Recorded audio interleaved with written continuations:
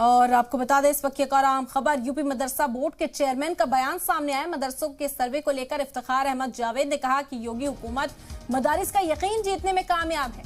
मदारिस सर्वे का मदरसे के ने ताउन किया है। सर्वे के पीछे कोई साजिश नहीं है, मदारिस की तालीम के लेवल को बढ़ाना है। ये इफ्तिखार अहमद का बयान आपको इस वक्त बता रहे हैं। 8500 मदारिस का डेटा 15 नवंबर तक मिलेगा। तो मदरसा बोर्ड के चेयरमैन का ये बयान सामने आया। उन्होंने कहा कि इसके पीछे कोई भी साजिश नहीं है, बल्कि मदरसों के तालीमी मयार को बेहतर करना ही योगी हुकूमत का मकसद है। सर्वे कराने के पीछे योगी हुकूमत मदारिस का यकीन जीतने में कामयाब रही है। मदरसा सर्वे का मदारिस मुंतज़मीन ने पूरी तरह से ताउन किया है और बढ़ चढ़कर इस सर्वे में हिस्सा लिया है।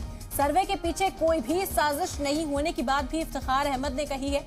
मदारिस के तालीम के लेवल को बढ़ाना है। 8500 मदारिस का डेटा 15 नवंबर तक मिलेगा।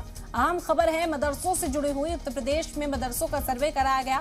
आज हुकूमत को ये रिपोर्ट सौंपी जाएगी और इस बीच मदरसा चेयरमैन का ये बयान सामने आया है। इफ्तिखार अहमद जावेद का बयान आपको बता रहे हैं इस वक्त। बड़े अच्छे माहौल में बड़े अच्छे ढंग से संपन्न हुए हैं। शुरुआत के दिनों में चंद खानदानी लोगों ने, विपक्ष के लोगों ने गुमराह करने का काम किया, लेकिन हम लोगों ने संवाद किया और मदरसों के लोगों से बातचीत करके संविधान के दायरे में रह करके सर्वे को संपन्न कराया। सर्वे बहुत अच्छे ढंग से रिपोर्ट्स आई हैं।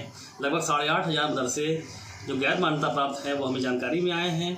आने वाले दिनों में इस पर हम सब समीक्षा करके उनके लिए भी योजनाएं बनाएंगे और उनको भी अपने साथ जोड़ने का काम करेंगे।